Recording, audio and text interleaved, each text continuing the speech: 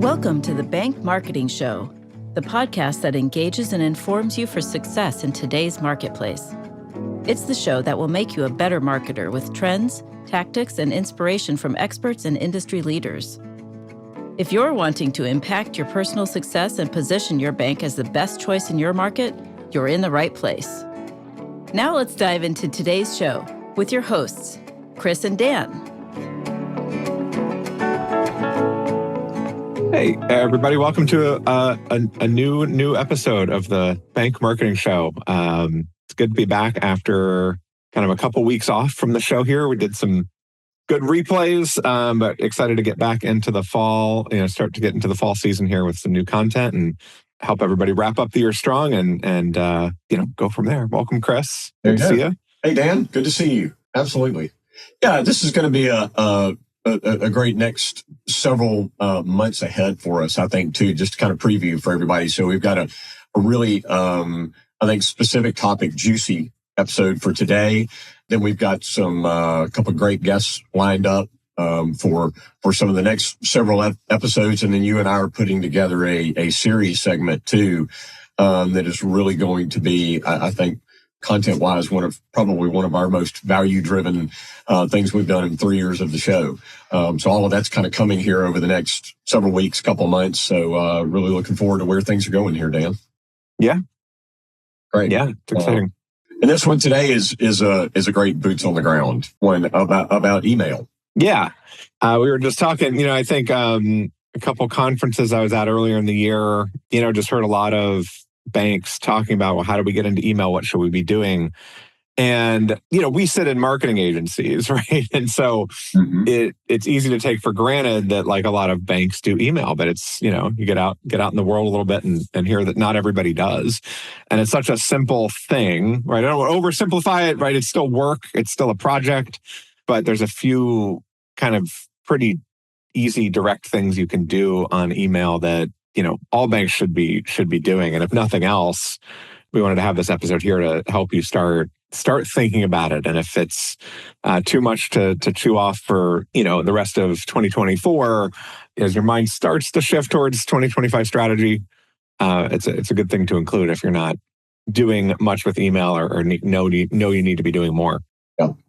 And or if you've been doing it for a while and maybe you don't feel like your open rates or your success rates are really where you need to be, or you're running out of content ideas. What we're going to give today, you might want to pull out your notepad because we're going to give some specific, really topics, touch points, and strategies I think that are going to be useful for wherever you are in the process. Yeah. And Dan, you and I were talking about it before the episode here, and to kind of start at the ground level for any that are not doing email. And I was reflecting to you about a recent instance with one of our bank clients, fairly small bank that has not been doing email. And we were talking about, getting into the platform and communicating about it. And some of the objections that we've heard on occasion as well is like, well, nobody really opens email anymore, or, the open rates are low, or people don't want, more email in their inbox, those types of things. And, our counter to that, and I know we're going to peel this onion back further today, Dan, is, that's different if I'm a customer of my bank, so it's where my money is sitting or my loan is or whatever, all of the above.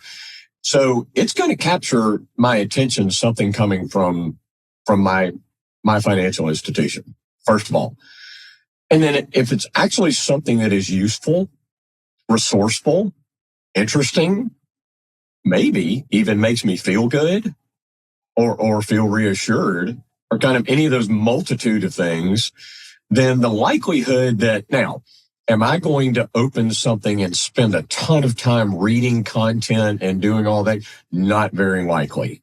Right. But is it a touch point that's going to work well with me as a customer? You're darn right that it is. It's not random spamming. This is my bank. So folks, we're talking about retention, relationship, communication with your current customers.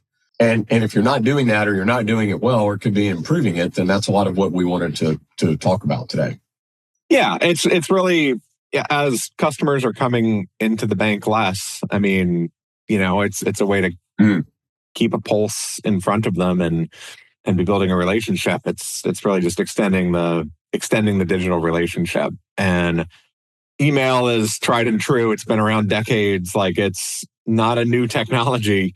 People get a lot of emails, but like you're saying, Chris, like this is where your money is. So you're going to pay a little bit more attention to it, but it still has to be relevant and timely and interesting. And we're going to talk about a couple things you should be doing that will keep it that way. Yeah. Well, so to start this particular bank client of ours off, Dan, I wanted to share this quick, I guess, kind of case study. So they were thinking, well, is it really even worth it? We don't have email addresses for 100% of our customers, all of these types of things. So we were kind of talking about their apprehension points about it. And I said, okay, well, let's do a quick numbers game. So give me your total number of customers, and then what's your, looking at it, what is your percentage of, well, we only have email addresses for 55% of our 7,000 customers or whatever it is, and playing the numbers. So I worked into that and said, okay, well, so for doing that, and working with those numbers, and if we're doing resourceful, interesting, informative, engaging content, you're going to be above the 17% average open rate for emails. Okay. And I say that because we've got a track record of doing that for lots of clients, but just say, let's stick you at that 17%, right? So where that worked out to was 600, and if you're watching us on video, you can see my calculator here. If not on audio, it's 655 customers. Okay. Again, this was for a small bank. So my question to them was, well, what if once a month or on occasion, what if for a minute and a half, I could put you in the room with 655 of your customers? They're like, well, that'd be great. Yeah. Like, okay, well, why would you not do this? Yes, even if your open rates are only average and only if it's only occasional and all that. Like you just said, Dan, I mean, lobby traffic's down since the pandemic. Don't see that barnstorming back for any reason. You need additional touch points and ways of doing this. So even if at that low number example that I'm giving you, if you can communicate something that has your brand on it and is engaging, even if it's just for 20 seconds, maybe it's longer than that, or maybe it's driving additional traffic to your website, because of the links that are contained in it, et cetera, for 655 or whatever your larger numbers are than that, then it's a no-brainer. Yeah. Yeah.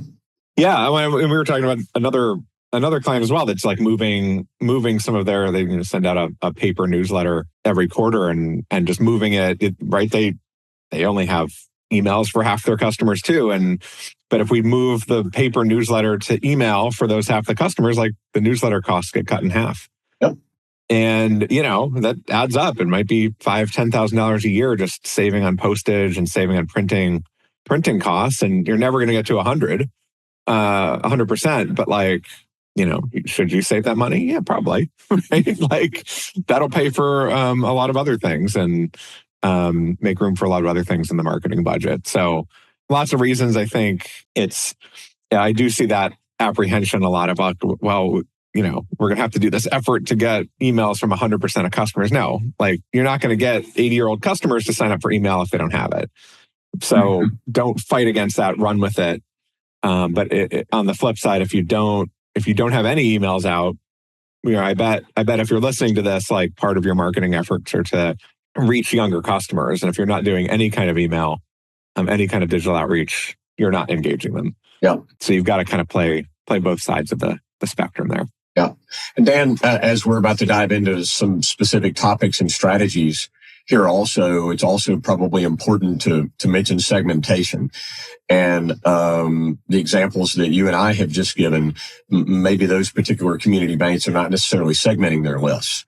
But this is a data management issue. But if you're pulling through your core from your mobile banking, and that's where you're getting your customer email addresses or whatever the case may be, but if you can do segmentation, whether that is whatever that looks like for you, whether that is consumer versus commercial customers, or loan customers versus deposit account customers, or any type of segmentation that you can do and manage those lists in a constant contact or whatever platform, and manage those lists segmented, then that's going to let you further customize, those communications and probably opportunities for cross-sell and those types of things. So just to throw that in there too, that sometimes it's worthwhile, Dan, I know you and I know this well, for that little bit of extra effort for segmentation can be really key as well.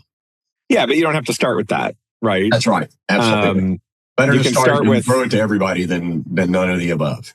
Yeah. Start bringing in, you can start by bringing in the data. You can add more kind of columns to that data later, right? And start to do more segmentation as you get better with it. But if you try to start, by launching a full cross-sell program on day one, it's like, it's an insurmountable kind of project. Yeah. We start the client we just mentioned, just moving the newsletters you already send to digital, right? It's, the process is pretty simple. It's like pull a list of emails, load it into a constant contact kind of tool, and, make a digital version of the same newsletter you're already used to producing and start sending it out. Yeah. And then, you get into that process for a quarter or two, and you can start saying, oh, well, we're doing this. It wouldn't be too hard to add this other thing, add another, form of communication to it. Yeah. Yeah. So, I think today we're going to talk about a couple simple ways to get, a couple simple things you can do, maybe one or two more complicated things you can do off the back of that. But, I kind of think of 5 general areas of things that banks should be doing on email. And these are, banks of any size, right? Whether you're a tiny bank, even kind of multiple billion-dollar banks I've seen aren't necessarily doing all of these things. Just hasn't been a priority. So don't think of this as, this is the realm of only the big banks. Like it's anyone here could be doing some or all of these things. Yeah. Well, Dan, let's start with a softball one. What was kind of the first one that came to mind for you? Yeah, the first one was just like the kind of the anniversary or birthday email, right? Like the happy birthday from your friends at, State Bank, or, happy anniversary of being a customer, right? It's super easy. You have to bring in the list of emails and, a column of data that says the date, the account open date or the customer birthday date. And then it's pretty straightforward from there. Yep. And virtually all of the major platforms, we've mentioned Constant Contact, but virtually all the major platforms that are out there have got that level of automation that doesn't make it that difficult. What you just said, as long as the data is imported, then not difficult to do. So, yeah, right. In Constant Contact, it feels fairly personal. I mentioned earlier about make me feel good. Yeah.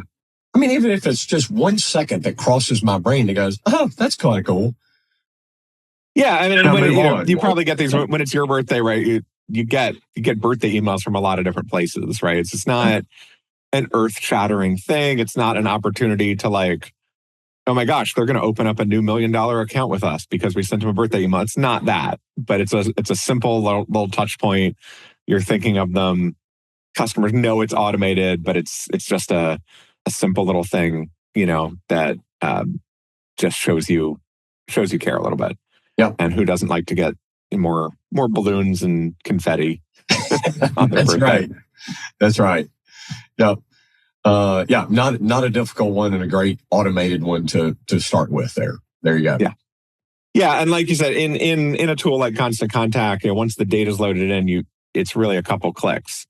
Most of the platforms have this concept of a journey, right? Where you can go in and say, well, on this customer's anniversary or birthday, send them this email, and then it'll ask you like, well, what's their birthday? Like, where do we find the birthday data? And it's really, if you haven't done it before, it may sound a little scary, but once you get in there, it's actually pretty straightforward. And the management of it, what we do for a lot of our clients that we additionally do email for is we'll go in once a quarter and redesign the content of what that is, so that we know that every time it's cycling around, it's pulling a different, whatever traffic of balloons and cake and, whatever the case may be. So it's fresh every time. So we'll go in either every 1 or 2 quarters and update, what that is, because you don't want people every year getting the exact same looking one. But Right. that's very easy to do. So, Right. Yep. Yeah, and I really like what you've got down for the next one, because this is really, to me, is kind of a meat and potatoes category, Dan. Yeah. Yeah. Well, so the next one, right, is the newsletter. So we kind of touched on newsletters already, but I think a lot of banks feel like this is where they start with email. And say, yeah, we got to get a newsletter out. Like, do you? Like, so I kind of have mixed feelings, right? Of everything you send out, every time you get in front of a customer, it needs to be valuable content, right? If somebody walks into your lobby, you're not just going to start talking about fraud, right? You're not just going to start like yelling at them through a megaphone about some scammer, campaign, right? It's not, you don't know if it's relevant to them or not. It's the same thing with the newsletter. Like, don't do a newsletter because you feel like you just should, right? Do it because you have important information to tell the customer. Do it because, you want to make sure your customers are aware of the latest fraud, or they're aware of personnel changes, or aware of things going on in the community and your involvement in it. I have one customer that, is in an area that was impacted by some storms, right? And they're doing a lot around raising donations and helping out the town that was impacted, that, they have a branch in. And that's important stuff to talk about. Like, that's super relevant and information that customers are not getting from anywhere else. But it's not a newsletter for the sake of, did you know that we have a checking account? Right. It's not, yeah. They know that. Don't tell them that. That's right. Yeah. Yeah.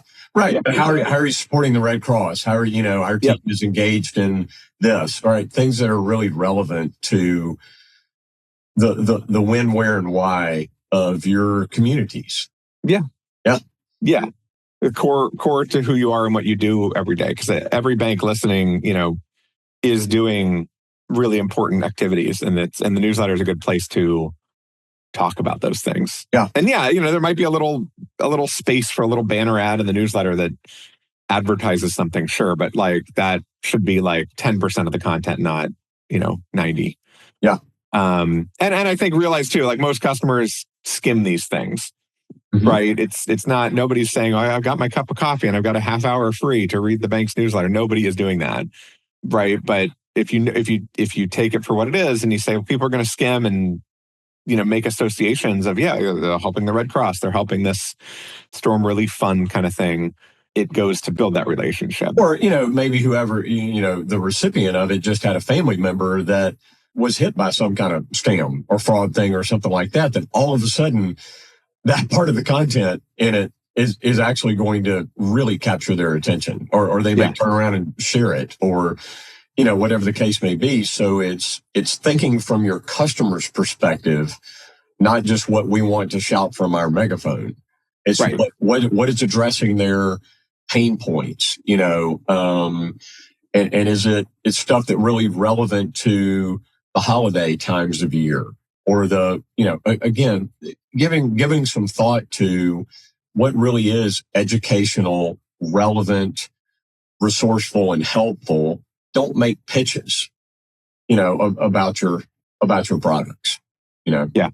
Well, and to that end too, we spoke to Hollie Brown in episode 58 a few episodes ago around creating kind of relevant content and actually useful content, right? So the other way to approach the newsletter is not is to consider the newsletter more the collection of all the content you're producing in a quarter, right? Instead of sitting down to do the newsletter on a deadline, create a system where you're writing a blog or two every month, and then at the end of the quarter, you've got 3 to 6 blogs, right, that you can link to in the newsletter. And hers was actually about even pulling in content, Dan, from partners and clients, and those types of things, which was really good. I know, by the way, if you're listening today, we'll link to it in the show notes from this episode. But Hollie had some great stuff. Yeah. Yeah, right. Ask, a lot of banks I work with are trying to attract, attorneys and, CPAs and that type of center of influence, or whatever you want to call it. Go ask a really good attorney customer to write an article on what small business law, or what small businesses in your area need to know. go get a similar one on, tax rule changes, right? It doesn't have to come from the bank, but that, those types of customers are probably would love that opportunity to reach, that's promoting their business and their expertise.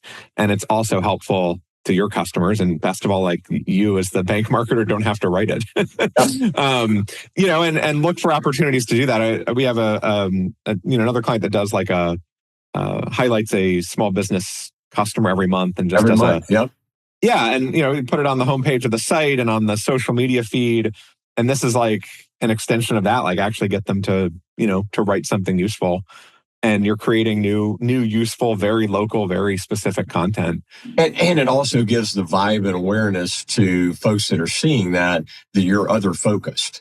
And that other focused happens to be focused on your customers. Yeah. So again, it's not just, hey, we're a bank, we have checking accounts and loans. It's, hey, this is whatever.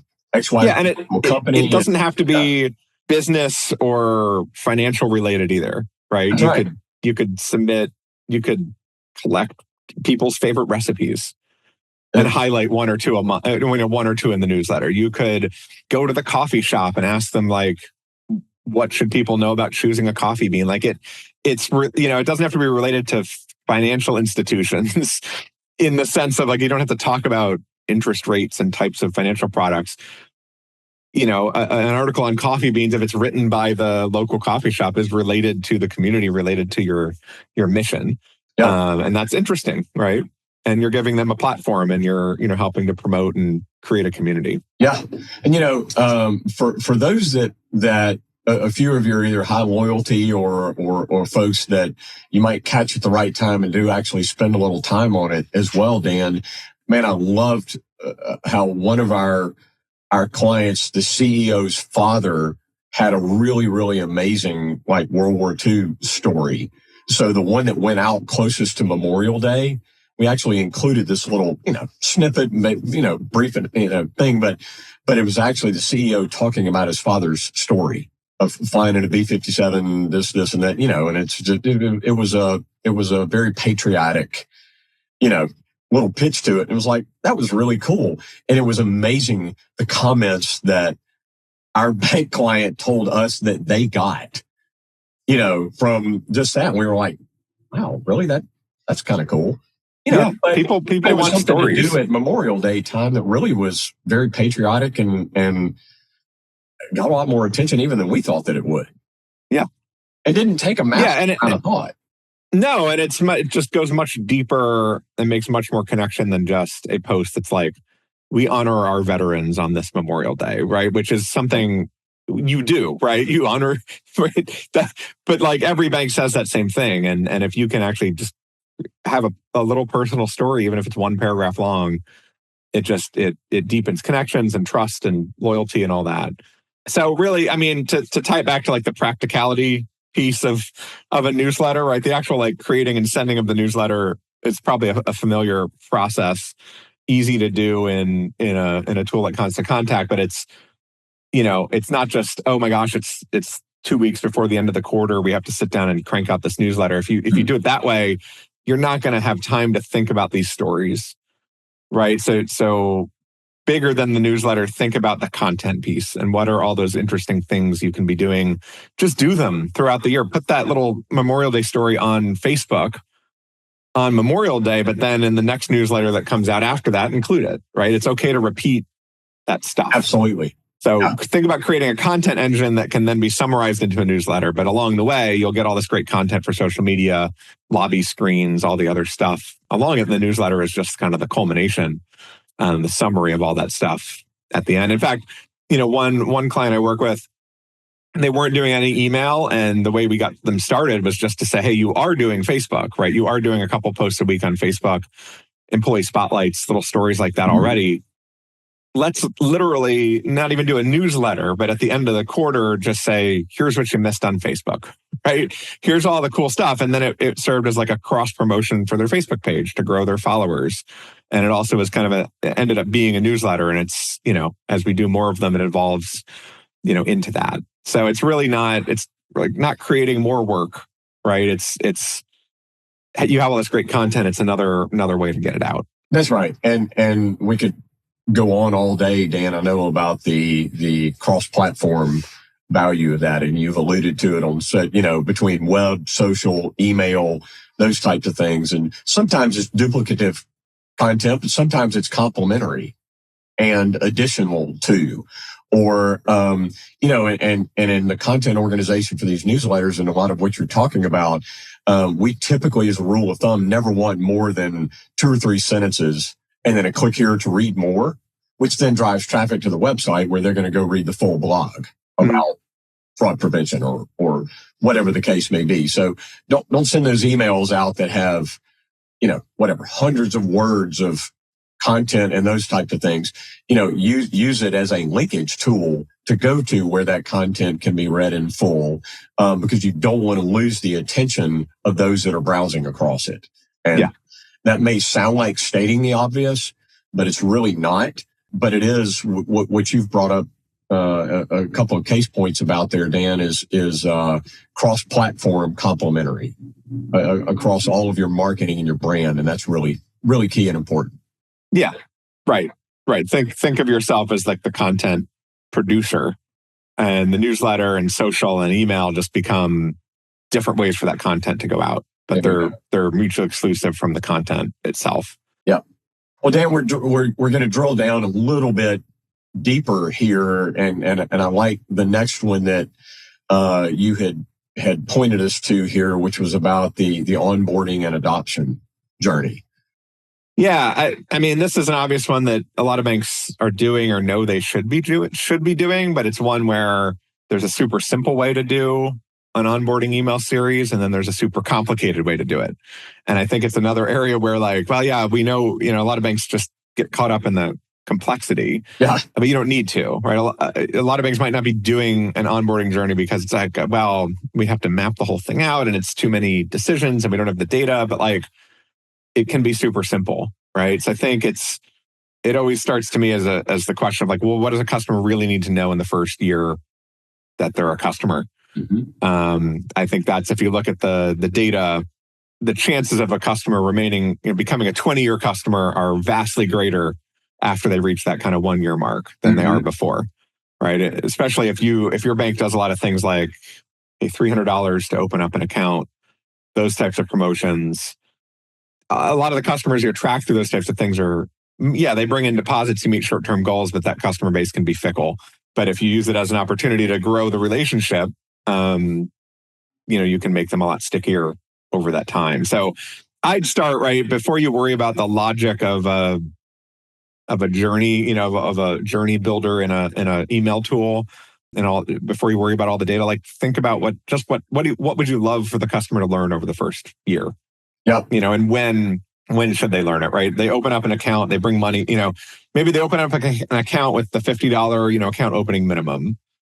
But then you want to make sure a week or two later, they've brought over more money and started to move transactions. Hey, reminder, right? You need to set up an ACH to be, for this account to be free. For your payroll or your whatever, or Yeah, set up the ACH now, bring in this cash now, those types of things, map those out, right? And then maybe a month or two in, it's also, we have the savings account thing, or also you can be saving a 1/4 point on your mortgage or your auto loan if you do this. Along the way, it's get them on the newsletter train, tell them all the great things you're doing in the community, show how you're different from the fintech or the big bank. So think about those things separate from how you're actually going to implement them. Right. And maybe you can only implement half of them today. Maybe you don't have the data, or maybe you can't pull the data in to your constant contact or email platform right away. But if you think through all those things, I think you'll discover what you can and can't, what you can and can't do. Well, Dan, you made a comment about, as you and I were discussing it, that it's not a sales opportunity with onboarding and adoption here. It's an education opportunity. And that is, did you have any trouble setting up your online banking? Did you, it's a check-in. So sometimes it's not even that first year, it's the first week. Did you get what you need? Did you order checks for the few that still order paper checks, or what? It's an additional way to both assist and educate, and don't forget that your new account will do this, and this, or, that, if you keep this minimum, you'll be drawing interest, or whatever the case may be, that's helpful, educational, that feels like, I'm actually glad they sent me this additional information. I forgot about that. Or right. the CSR didn't tell me I could do that. That was really cool. So I think that approach, rather than glad you opened a deposit account, don't forget we also offer CDs and mortgages. Right. Okay. Don't do that. Right. It's not sales, it's education. Yeah. Or, that could be a little banner at the bottom of the email, but that's not the point of the email. Yeah. And, I think an example I like to use too is like, if you have like a bank with like a secure checking, checking account that like has identity theft protection built in or something like that. Like, but a lot of times those things might need an activation, or you need to create an account somewhere else. Like, remind them of the benefits they already have on the account and make sure they're getting the most out of it. And then the email can become, hey, you already have this. We want to make sure that you're getting the most value out of this. Please, here's the things to do, or here's somebody to call. Here's your relationship manager to call if you have more questions. And you're building trust. You're making sure they're becoming active, right? Activating their debit card, activating online banking, signing up for e-statements, all those things. But you can't do all, sometimes I see banks do all of that in one email, right? Here's the 14 things we need you to do. And nobody's ever going to, right? None of those things are getting done. But like day 2, it's do this. Day 7, it's do this. Day 14, it's do this. And, you're asking people to do 30 seconds of work at a time instead of, to sit down, right? Or when's the last time somebody sat down and filled out a switch kit? But you can get them to do all those things over time with the right series. And I think there's an element here too of, if you don't have all the data, right, you could get a situation where you're sending an email out 2 weeks down the line to say, sign up for e-statements, but they've already have, right? So if you can't bring in, there's opportunities here to bring in more data, but like, it's just something you have to think through, I think, for your particular situation is, well, do we want to send that out, or do people adopt e-statements generally pretty well, right? Or is there another way to say, can we pull in more data to say who doesn't have an e-statement on day 14 and get an email out that way? So it gets a little bit more complex than I think we're making it out to be on the surface. But, if you think through that process of what they need to know in the first month, in the first 90 days, in the first year, a lot of things will fall out. And again, this is not about being perfect from day one. It's about starting to do some of this stuff, evolve it over time. Yeah, absolutely. Well, and that's a good lead to your next one, which is our 4th of 5 here. That's a little bit more specific in data utilization, but that was around CD renewals. Yeah, I think this is one we've done I've done a bunch of. It goes back to what you were saying, Chris, at the beginning of the episode. Whereas, hey, well, we only have emails for half of our customers, right? And most of the CD renewals are probably those customers that we don't have emails for. Well, fine, but you probably still have several hundred customers that have emails that have CDs.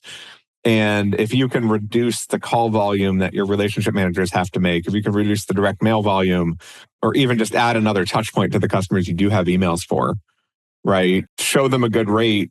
Get ahead of the curve of them knowing their CD is going to renew and then going out and searching.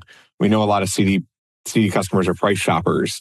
Yeah. But if you make it easy for them and you kind of get ahead of that, maybe they'll just renew. We've seen those results from campaigns we've run. People will just renew without, then going and dealing with all the shopping, right? Maybe they know, hey, we can get couple, tenths of a percentage point better rate elsewhere. That'll make us $30, but maybe, maybe if we save all the time of doing that, we can just renew with our bank. There you go. So and it's usually pretty easy for most banks to get that data. So like pull the renewal date of the CD and set up a journey that sends an email out 30 days ahead, something like that. Yeah.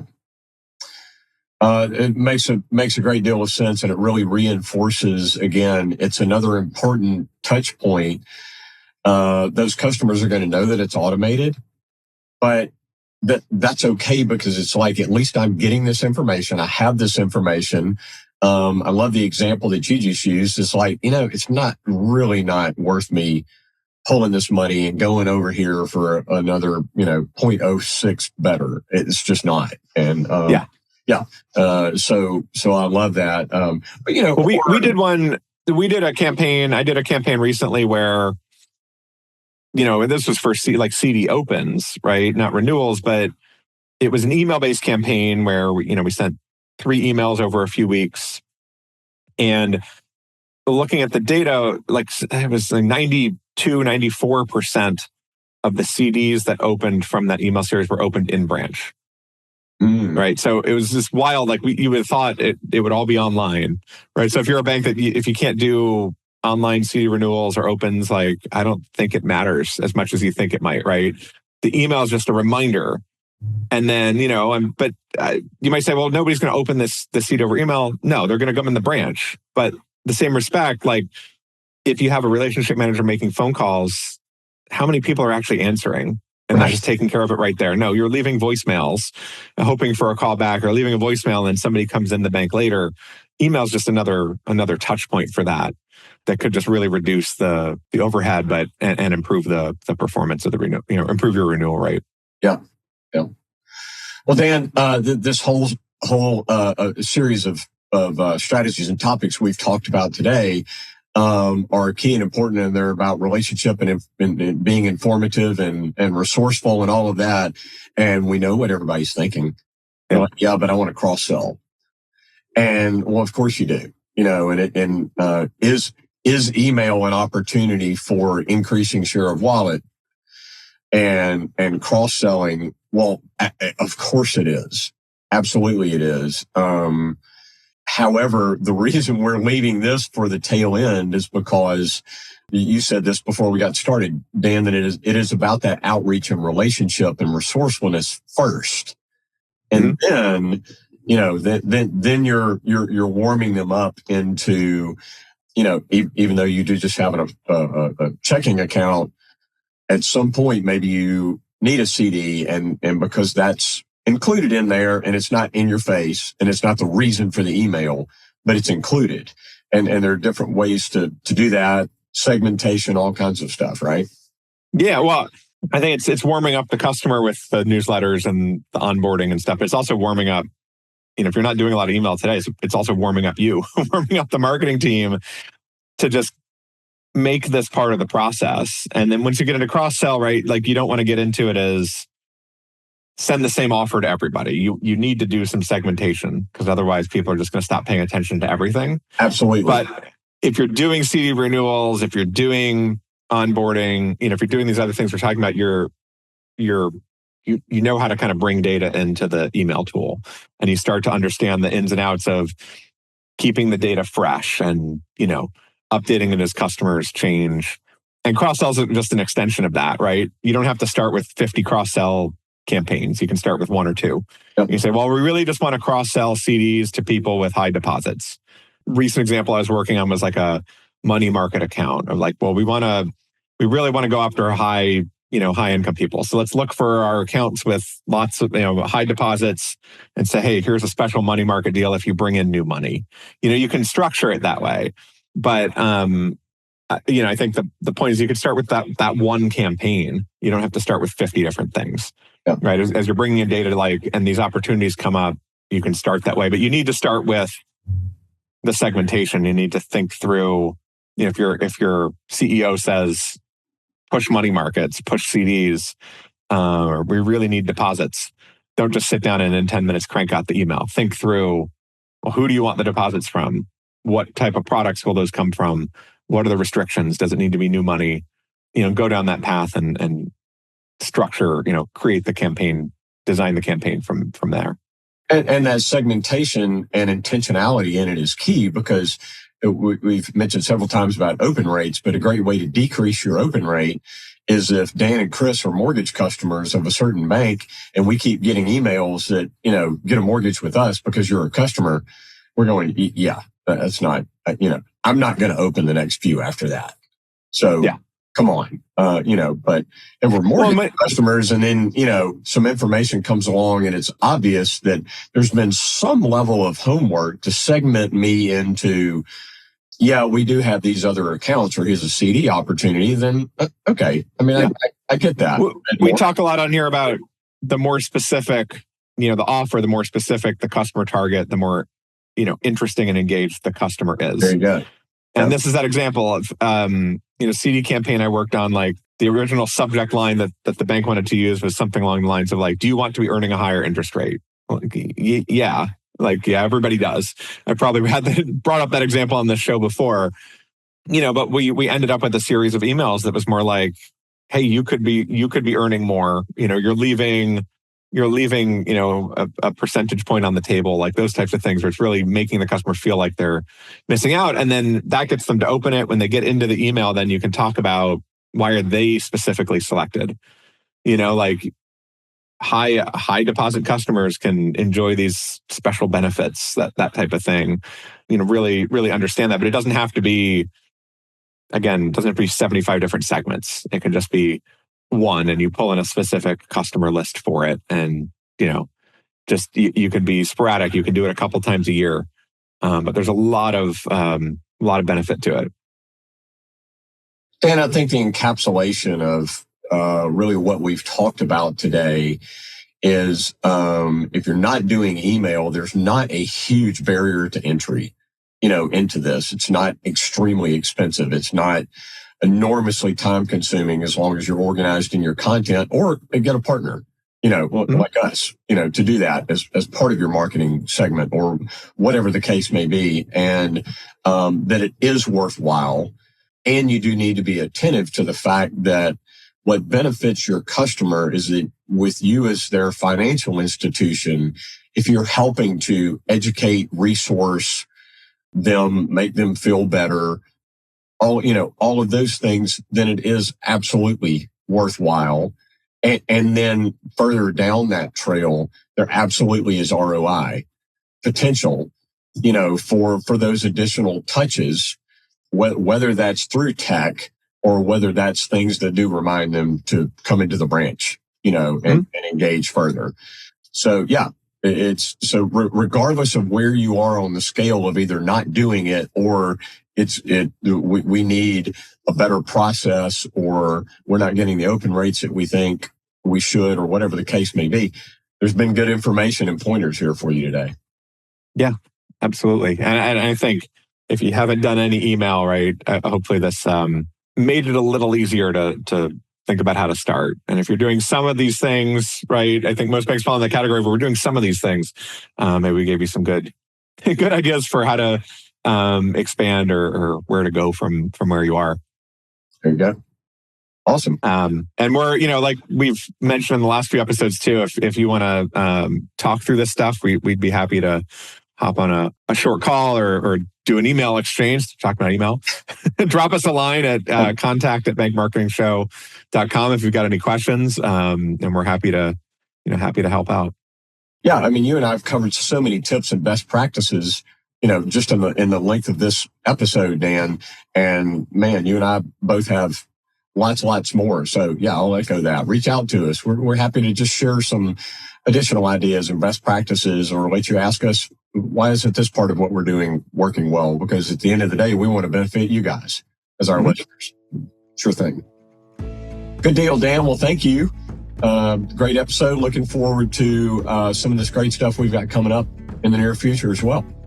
Yeah, good chatting with you as always, Chris. And thanks everybody for listening, and we'll talk to you down the line. All right. Thanks for joining us. To go deeper or get access to some of the valuable nuggets from today's show, go to bankmarketingshow.com. There you'll find episodes, links to resources, and much more. Be sure to subscribe wherever you find your podcasts. And join us next time.